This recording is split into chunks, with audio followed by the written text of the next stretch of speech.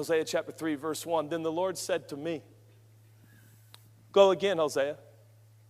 What? Go find her. Love this woman who's loved by a lover and is right now committing adultery. Go find her, Hosea. Go find her. Look what's after the comma. Just like the love of the Lord for Israel. I love her. Now, where it says Israel, it means Israel, but it also prophetically speaks of God's love for the whole world. Go find her again. This is like my love for the children of Israel who look to other gods and love the raisin cakes of the pagans. In other words, they like the things that society, stuff, possessions that the world offers. They're trying to find love and meaning and purpose in that. Go find her. Boy, that must have been a heart-wrenching process. As you go looking for your wife who was a former prostitute, who's now back into prostitution, where do you go looking for her, friends? How messy is that search? How painful is that pursuit? As he walks the streets, everyone says you don't go to those neighborhoods. Men of God should never be seen in those places and buildings. But here's Hosea looking for who? His wife of all people. Going on in verse 2, he continues to write, so I bought her.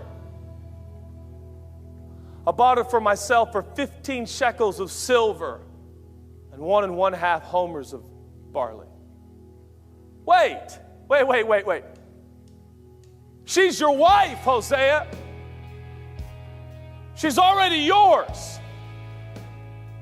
What was the scene like as Gomer's back in the sex slave industry? What are the chances? Does Gomer find her on some pedestal somewhere, chained and shackled, naked, being sold to the highest bidder? Hosea there sees his wife, the mother of their 3 children, and Hosea looks at her and says, excuse me, sir, that's my wife. He goes, sir, I don't care who you think she is. This is her price. But what's the price? And he pays for what is already his. The Bible says, I hope you understand, Hosea is a picture of God, and no offense, you and I are a picture of Gomer.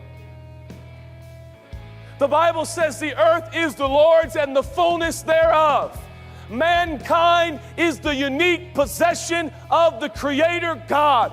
And yet, 2,000 years ago, he paid a dear price. He paid for what he already possessed. And he sent his son, who spilled his blood, to purchase back what he already owned. How much? Hosea gets the money. What was that exchange like when Hosea looked in the eyes of his wife? No doubt she hung her head in embarrassment. He's found me. I've abandoned him. I've abandoned our 3 kids. And yet he insists on buying me. Buying me. As these other men sought to buy her, to use her, Hosea seeks to buy her, to heal her. It says in verse 4, for the children of Israel shall abide. Now this is where Hosea shifts in and he starts speaking prophetically. This is really no longer about him and Gomer. It's about something that is to come. It's about something bigger. Verse 5, afterward, there's going to come a season. He didn't know it would be 750 years, but it would. There'd be no king. It would be difficult. It would be unclear. It would be challenging. But then the children of Israel shall return and seek the Lord their God and David their king. And then notice what it says. They shall fear the Lord. Now, Israel and Judah knew what it was to fear the Lord.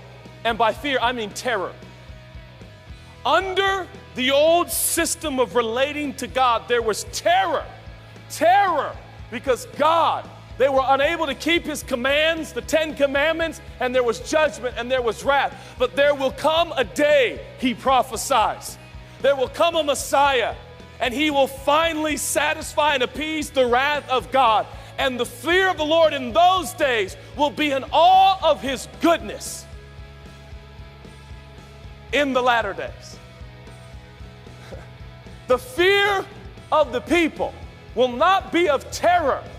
It will be in awe of his graciousness towards humanity.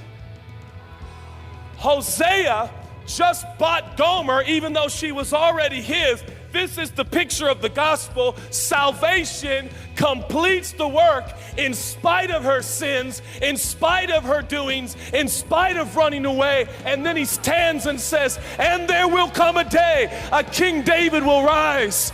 And in those days they will fear his goodness. These are the days that we live in. Our Hosea has come. Salvation has come, and he found you, and he found me, and he had to walk to the most despicable places, and he had to communicate and be around sinful, broken humanity. Don't you see?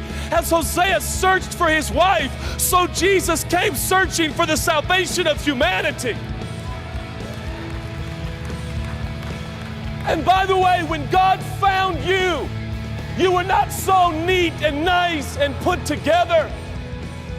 You were in chains, and you were naked, and you were sinful, and so was I.